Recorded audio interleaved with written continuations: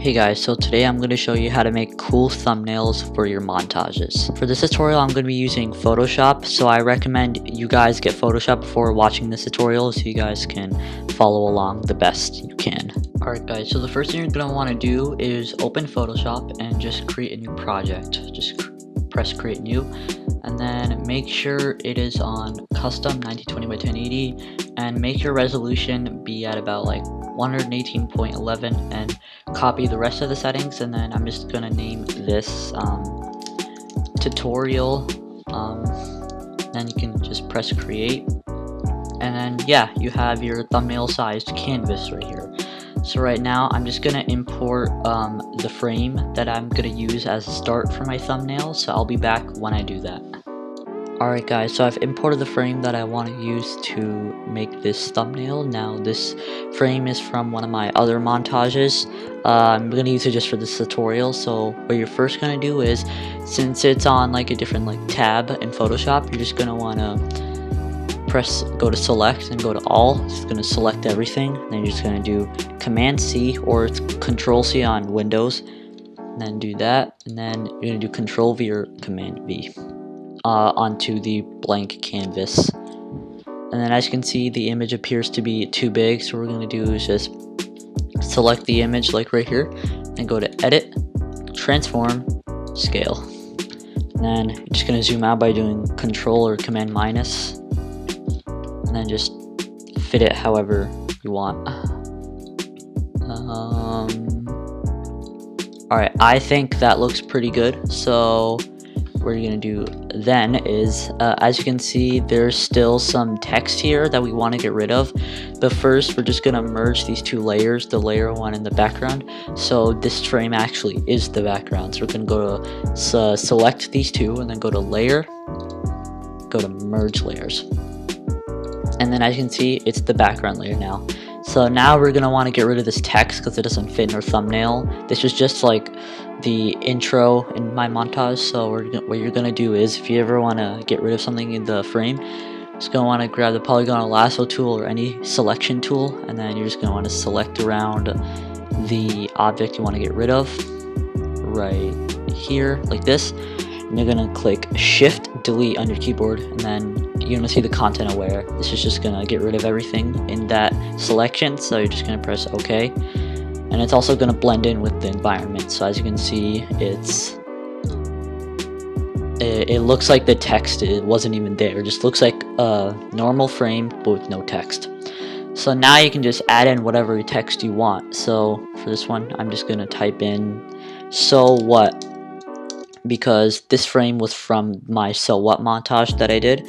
And then what you can do is just you can just scale this up if you want by just selecting the text and going to edit, transform, scale. Just scale it up how much you want. I like this. I like this.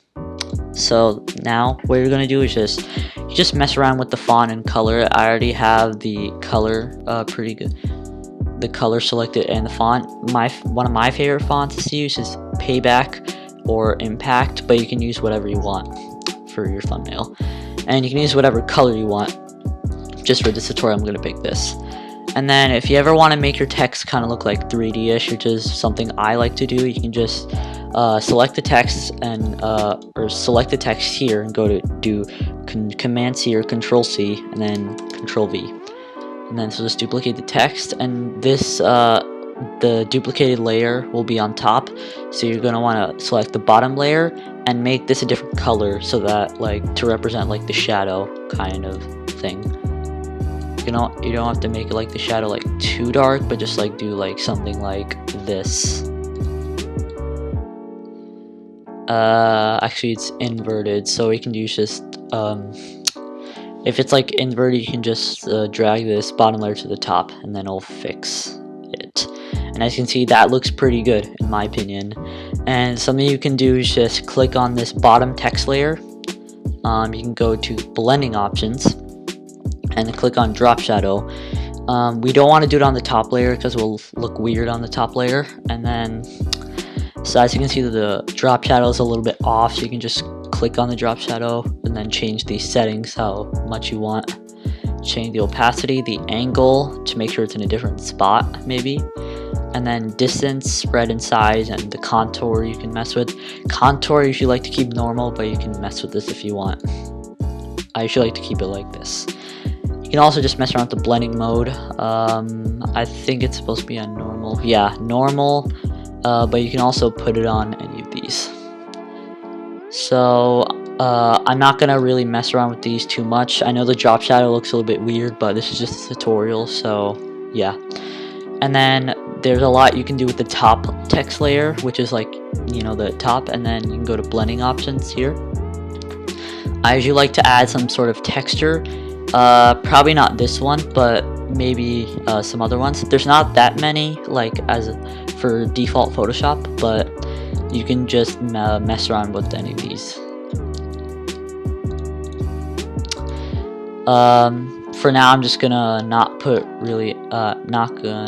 any texture, or I'm probably just gonna leave it on the default trees texture. And you can also just add a stroke. I wouldn't like to add too much. I like to keep it at just like 1 or possibly like 2, but 1 I think looks pretty good. You can just mess around with these. And then I like to add an outer glow just to give it a little bit, just to make it stand out a little bit. And then you can just mess around with these gradients for the outer glow if you want. I also like to add a gradient overlay to this. Don't know why it's showing up twice, but you can put a gradient overlay and you can choose whatever gradient you want. Just as like these blues you can choose from, these purples, you can choose the oranges, the reds, anything you want basically. And then you can also just mess around with the blending mode as well. So you can just mess around with these. And then you can also add a contour if you want.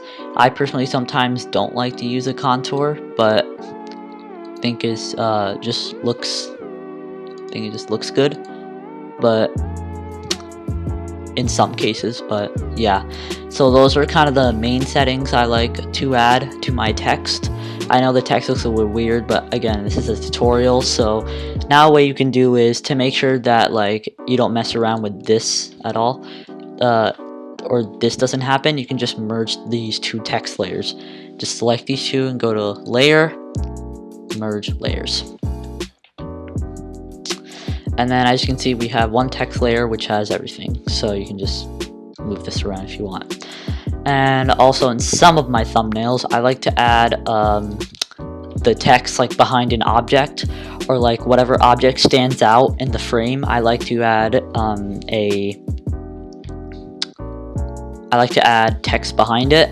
Like for example, on this thumbnail right here, which is from one of my tutorials, I added the text like behind the pictures, since that is what was like important to the thumbnail or like the video itself. So yeah, so what I'm gonna do is I'm probably gonna add the text behind this car, since it kind of relates to the song and it relates to the montage itself. So what you're gonna do is you're first just gonna duplicate this background layer by right clicking, duplicate layer, just press OK, and then you're gonna want to make it so that the text is sandwiched between these two, and click on the top layer, which is the duplicated layer, and just select the object you want. For instance, this car I'm gonna select. Now, since this is a tutorial, I'm not gonna do a very good selection. You can take more time on this if you want, but I'm just gonna do it really quickly.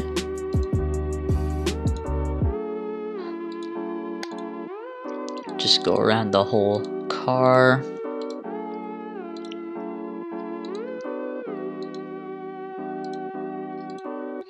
And like just go around. Yeah, it looks really messy, but I'm just trying to go as fast as I can.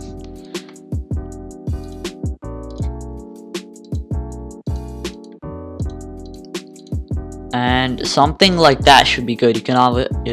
This could obviously be so much better, but this is just a brief selection I'm going to do. And then once you have this selected, you could just go to layer mask and choose reveal selection.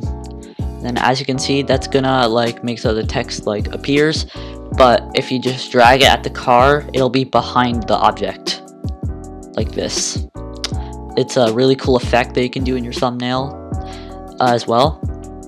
And also, in most of my thumbnails, I like to add in a little bit of a color correction and some motion blur.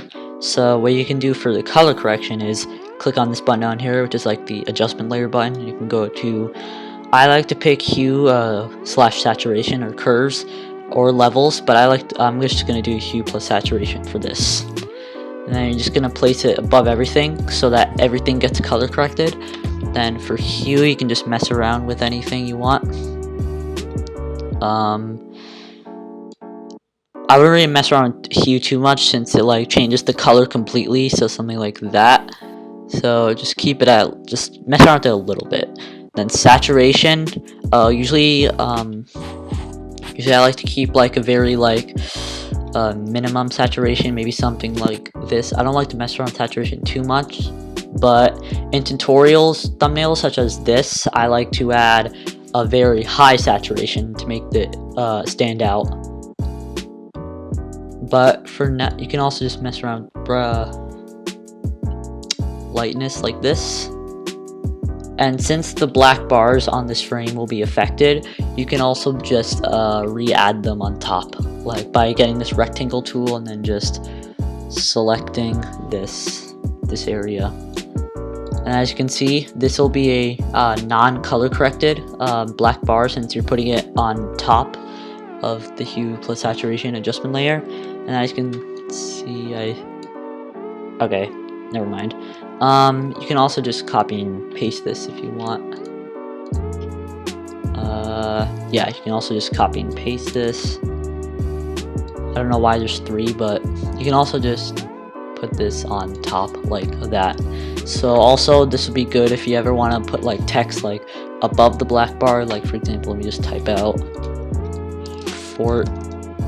Fortnite montage. It'll be like, actually this is black, so let me just change the color.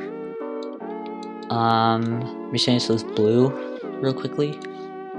And then if you just put it, you can just like put it like above the black bar. You can do something cool with that. Yeah, also with this text, I like to mess around with the warp.